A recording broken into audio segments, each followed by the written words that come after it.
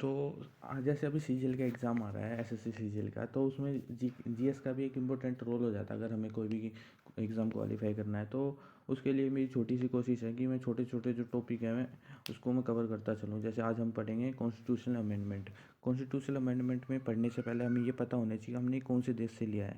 तो हमने किस देश से लिया है? साउथ अफ्रीका से लिया है। कहाँ से लिया है? साउथ अफ्रीका से। और अब पेपर में डायरेक्ट क्वेश्चन आ जाएगा कि ये किस आर्टिकल के तहत है ना हम कॉन्स्टिट्यूशन अमेंडमेंट कर सकते हैं। तो आर्टिकल 368 में मेंशन है कि हम कोई भी आर्टिकल है उसमें अमेंडमेंट कर सकते हैं। ठीक है। अब पूछेगा कि आज की डेट में कितने अमेंडमेंट हो चुके हैं टोटल। तो 105 कॉन्स्टिट्यूशन अमेंडमेंट हो चुके हैं, जिसके अंदर से हम कुछ अब 105 के 105 तो हम पढ़ेंगे नहीं क्योंकि बहुत ज़्यादा लेंथी हो जाएगा और हमें पढ़ने में भी प्रॉब्लम होगी, याद ही नहीं होती चीज़ें। तो इसके लिए सबसे पहले हम कुछ हल्के हल्का रिव्यू देख लेते हैं और बाकी का जो इसका पीडीएफ वगैरह होगा तो मैं चैनल में पिन कर दूंगा। तो सबसे पहले हम पढ़ते हैं कॉन्स्टिट्यूशनल अमेंडमेंट 1 के बारे में। इसके अंदर क्या करा था, जो 9th शेड्यूल है उसको ऐड करा गया था। अब 9th शेड्यूल क्या था? 9th शेड्यूल के अंदर हमने एक वो करा था ना, जैसे एक प्रोटेस्ट करा था कि हम जैसे कोई भी देश आज़ाद होता है तो उसको डेवलपमेंट होने के लिए कुछ टाइम चाहिए होता है। ठीक है। तो उसके लिए क्या करा था, गवर्नमेंट के पास क्या थी, ज़मीनें नहीं थी। ज़मीनें किसके अंडर थी? पीपल्स की ज़मीन थी, लोगों की ज़मीन थी, ज़मींदारों की ज़मीन थी। तो हमने रिक्वेस्ट करी थी कि वो अपनी ज़मीन है ना दान दे दें। दान करने के लिए कुछ करा था। तो इसके लिए एक लॉ बनाया था। तो इसके अंदर क्या करा था, लॉ ऑफ लैंड रिफॉर्म्स करा था। ये किसके अंदर मेंशन है? शेड्यूल 9 के अंदर मेंशन है। आज की डेट हमारे पास कितने शेड्यूल हैं? 12 शेड्यूल है। पहले कितने होते थे? 8 शेड्यूल। ये भी इंपॉर्टेंट क्वेश्चन हो जाता है। और इसके अंदर क्या कर रहा था, आर्टिकल 31A है, इसके अंदर क्या कर रहा था, दास प्रथा का अंत कर दिया था। पहले ही अमेंडमेंट में हुआ था ये सब। और दूसरी चीज़ क्या आ जाती है, दूसरा अमेंडमेंट। इसके अंदर क्या था, जो लोकसभा है उसके अंदर आज की डेट में कितनी सीटें हैं? 552 है। जो फर्दर अगले वाले जो नेक्स्ट लोकसभा होगी उसके अंदर 550 हो जाएंगी। क्यों हो जाएंगी? क्योंकि दो एंग्लो इंडियन की सीट को हमने डिमोलिश कर दिया। ठीक है। तो उस टाइम पे कितनी सीटें फिक्स कर दी गई थी? 500 सीटें। और इसके अंदर नेक्स्ट आता है सिक्स्थ अमेंडमेंट। सिक्स्थ अमेंडमेंट में हमने क्या करा था, जो हाई कोर्ट का जज है वो सुप्रीम कोर्ट में क्या कर सकता है, अपनी ड्यूटी दे सकता है, अपनी सर्विस दे सकता है, वकालत कर सकता है। ठीक है। तो इसके बाद क्या था, सेवन अमेंडमेंट। सेवन अमेंडमेंट में क्या हुआ था, हम जो स्टेट है उसको क्या कर सकते हैं, इवोल्यूशन कर सकते हैं, यानी कि राज्यों का पुनर्गठन कर सकते हैं। आज की डेट में कितने राज्य हैं हमारे पास? 28 राज्य हैं। और कितने यूनियन टेरिटरी हैं ये आप मेरे को कमेंट बॉक्स में बताओगे। और इसके बाद आता है 8th अमेंडमेंट। 8th अमेंडमेंट में हमने क्या करा था, जो आर्टिकल 334 है उसमें परिवर्तन करा था। ठीक है। आर्टिकल 344 से मतलब है जो जो रिजर्वेशन मिलता था वो पहले कितना मिलता था, 1960 तक था कि रिजर्वेशन देंगे, लेकिन ये मतलब 10 ईयर तक हमने बॉन्ड बनाया था एक। तो उसके बाद वो 20 ईयर तक एक्सटेंड कर दिया था, ये करा था इसके अंदर। और 9th अमेंडमेंट में हमने करा था, जो आर्टिकल 3 है उसके अंदर चेंज कर दिया था कुछ समथिंग। जैसे संसद है या हमारी जो देश की संसद है, माननीय संसद, वो अपने जो देश का कोई भी क्षेत्र किसी और देश को सौंपती है ना, तो संविधान संशोधन अनिवार्य होगा। लाइक हमने कोई जगह है, मान लो वो अपने पड़ोसी देश जिससे हमारे घनिष्ठ संबंध है, यानी कि बांग्लादेश या नेपाल वगैरह, उसको सौंप दी, तो उसके लिए भी क्या करना पड़ेगा, संसद में परिवर्तन करना पड़ेगा, संशोधन करना पड़ेगा, जो कि अनिवार्य है। और 10th कॉन्स्टिट्यूशनल अमेंडमेंट 1961 में हुआ था, ये लास्ट टाइम CHSL में पूछा गया था। इसके अंदर क्या करा गया था, जो दादर एंड नागर हवेली है ना, जो आज की डेट में क्या है, यूनियन टेरिटरी है, इसको भारत में ऐड कर दिया गया था, क्योंकि पहले भारत में ऐड नहीं था। ठीक है। और ये भी CGL में आया था लास्ट टाइम, जहाँ तक मेरे को याद है। 12th अमेंडमेंट में क्या करा गया था, गोवा और दमन एंड द्वीप को क्या हमने एक यूनियन टेरिटरी का हिस्सा दे दिया था, लेकिन आज की डेट में गोवा एक राज्य है, ये आपको पता होगा। और ये भी आगे चल के, जब तक आप मेरे को कमेंट बॉक्स में बताओ कि कौन से ईयर में गोवा स्टेट बना था दोबारा, क्योंकि 1962 में तो हमने इसको यूनियन टेरिटरी का दर्जा दे दिया था, ठीक है। और इसके बाद 13th इतना इम्पोर्टेंट है नहीं वैसे, ये नागालैंड 16th स्टेट बन गया था। इसके बाद 14th भी इतना इम्पोर्टेंट नहीं है, 15 इम्पोर्टेंट है। 15 दो तीन एग्ज़ाम में भी आ रखा है, लाइक DSSB में आ रखा है और भी एग्ज़ाम में आ रखा है, हाई कोर्ट वगैरह में। इसमें जो आज की डेट में हाई कोर्ट के जज की रिटायरमेंट एज होती है वो पहले क्या थी 60 थी, लेकिन हमने 1963 में 15 अमेंडमेंट के तहत इसको 62 कर दिया था। इसके बाद आता है 18th अमेंडमेंट। 18 अमेंडमेंट में पंजाब की सीमा में बदलाव करके हरियाणा राज्य बना था, जो कि 1 नवंबर को बना था, हरियाणा दिवस के रूप में मनाते हैं, आपको पता होगा। और इसके बाद मोस्ट इम्पोर्टेंट है 21वां अमेंडमेंट। 21वां अमेंडमेंट में हमने सिंधी भाषा को जोड़ा था, आपको पता है ना, 3 बार अमेंडमेंट करे थे। पहले कितनी भाषा होती थी हमारी मौलिक भाषा? 14। आज की डेट में कितनी है? 22। आज की डेट में कितनी है? 22। पहले कितनी होती थी? 14। इसके लिए हमने 21वां अमेंडमेंट करा था, 15th भाषा को जोड़ा था, सिंधी भाषा को। इसके बाद हमने 71 अमेंडमेंट करा था। इसके बाद करा था 92 अमेंडमेंट, ठीक है। 92 अमेंडमेंट में हमने 4 भाषा को जोड़ा था, ठीक है, वो आगे जाके पढ़ेंगे। और 22nd अमेंडमेंट में हमने क्या करा था? असम की सीमा में परिवर्तन करके मेघालय राज्य का गठन करा था, यानी कि हमने मेघालय, असम को तोड़ के मेघालय राज्य बनाया था। उसके बाद 23rd अमेंडमेंट, जो कि इतना इम्पोर्टेंट नहीं है, आरक्षण जो पहले 1970 तक था, 1980 तक हो गया था। उसके बाद 31st अमेंडमेंट, आर्टिकल 81 में बदलाव करके लोकसभा की अधिकतम सीटें 545 कर दी गई थी। बताया था ना, पहले 500 करी गई थी सेकंड अमेंडमेंट में, अब 545 कर दी गई। और ये दोनों बहुत इंपॉर्टेंट है, मोस्ट इंपॉर्टेंट है, 35 और 36। 35 में करा गया, सिक्किम को भारत में जोड़ा गया था। पहले तो सिक्किम को भारत में जोड़ दिया, लेकिन इसके नेक्स्ट ईयर में 36 अमेंडमेंट करके सिक्किम को भारत का 22वां राज्य बनाया गया था। उसके बाद आता है 42 अमेंडमेंट, ये बहुत इंपॉर्टेंट है, मोस्ट इम्पोर्टेंट है, मोस्ट इम्पोर्टेंट, ठीक है भाई। इसके अंदर क्या करा था? 59 प्रोविजंस जोड़े गए थे, जो कि इतिहास का बहुत बड़ा अमेंडमेंट माना जाता है।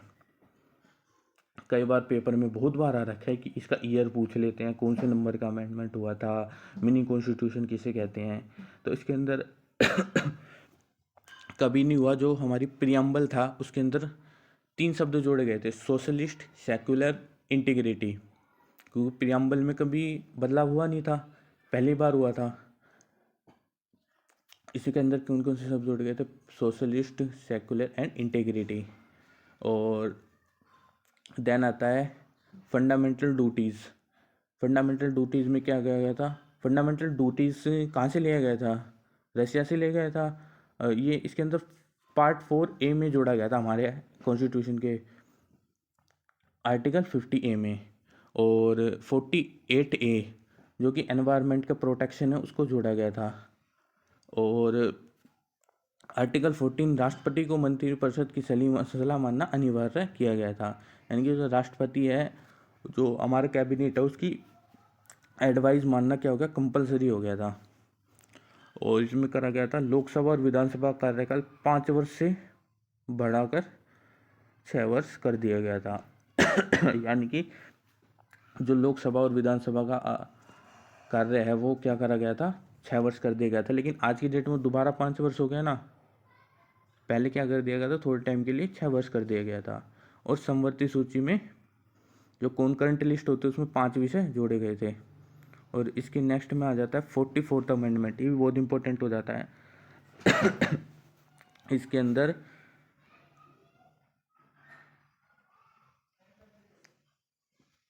इसके अंदर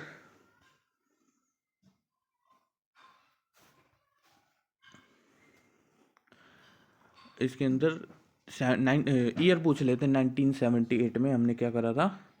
बदलाव करे थे। आर्टिकल 31 को रिमूव करके क्या कर दिया गया था,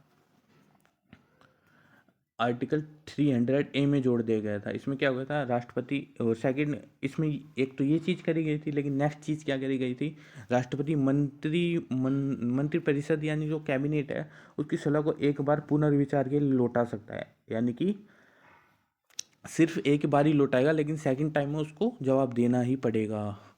और लोकसभा का कार्यकाल जो कि यहाँ से 5 वर्ष से बढ़ाकर 6 वर्ष कर दिया गया था, अब दोबारा से उसको 5 वर्ष कर दिया गया।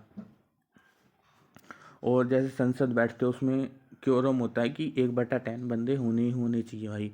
और जो जैसे इंदिरा गांधी ने, हमारी पूर्व प्रधानमंत्री ने जैसे इमरजेंसी लगाई थी आंतरिक अशांति को लेकर, उसको क्या कर दिया गया था, सशस्त्र विद्रोह नाम जोड़ दे दिया गया था, सशस्त्र विद्रोह। पहले क्या होता था, आंतरिक अशांति बोला गया था ना, तो अब वो आंतरिक अशांति के नाम पर सशस्त्र विद्रोह जोड़ा गया था शब्द। और रिजर्वेशन दोबारा से 1980 10 साल के लिए बढ़ा दिया गया था। और इसके बाद आता है 52 अमेंडमेंट। 52 अमेंडमेंट जो एंटी डिफेक्शन लॉ, जो कि बहुत ज़्यादा इम्पोर्टेंट है, ये तो आप सबको पता ही होगा कि दल बदलू कानून, मतलब एक पार्टी रिज़ाइन करके दूसरी पार्टी में समथिंग आना जाना जो भी लगा रहता है। और इसके बाद आता है बहुत इंपॉर्टेंट, मैंने अभी आपसे क्वेश्चन पूछा था ना, उसका आंसर ये रहा कि गोवा को 25th स्टेट का दर्जा दे दिया गया था। कौन से ईयर में, 1987, ये NTPC में पूछा गया था। और इसके बाद 61वां अमेंडमेंट बहुत इम्पोर्टेंट है कि जो वोटिंग की उम्र है पहले 21 साल होती थी, अब 18 ईयर कर दी गई थी।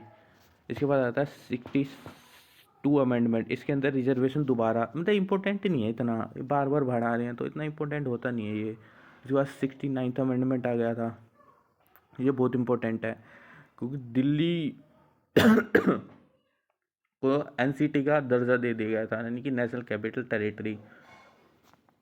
दिल्ली में संशोधन हुआ था राजधानी में पहली बार। और 71 अमेंडमेंट में 3 लैंग्वेज मैंने बताया था ना, 21, 71, 92 कौन कौन सी जोड़ी गई थी, नेपाली, मणिपुरी, कोंकणी। मैं इसकी एक वीडियो बना दूंगा कि आपको कैसे कैसे याद करनी है, कौन से सन में कौन सी लैंग्वेज जोड़ी गई थी, ठीक है।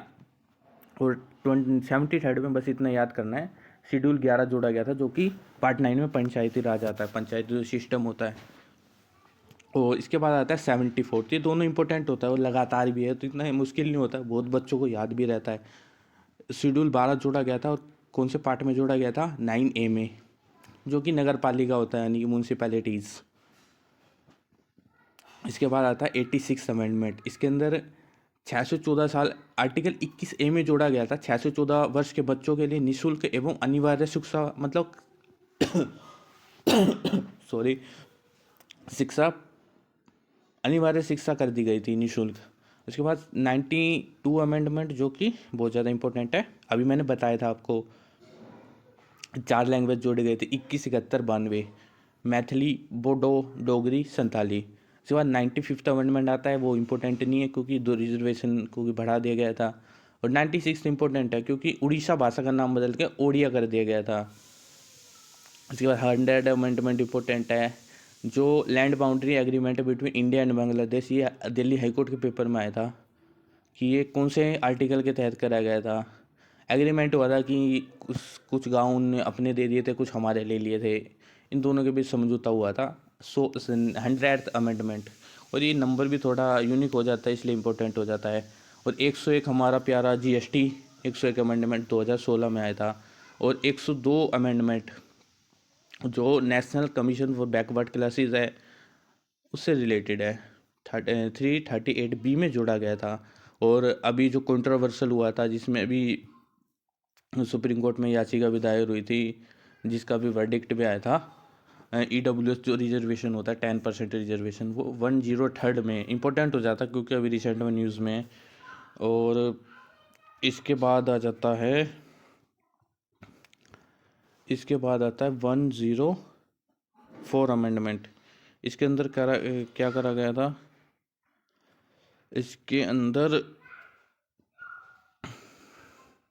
रिजर्वेशन को दोबारा बढ़ा दिया गया था, ये वाला याद कर लेना। और जो 102 एंग्लो इंडियन में बार बार डिस्कस कर रहा था उसको टर्मिनेटेड कर दिया गया था, जो अभी लागू नहीं हुआ, नेक्स्ट लोकसभा से लागू होगा। और 105 अमेंडमेंट, स्टेट के पास पावर है कि वो ओबीसी की जो ओबीसी रिजर्वेशन होता है उसकी लिस्ट बना सकता है। ठीक है, आज के लिए इतना ही। अपना कीमती समय देने के लिए धन्यवाद।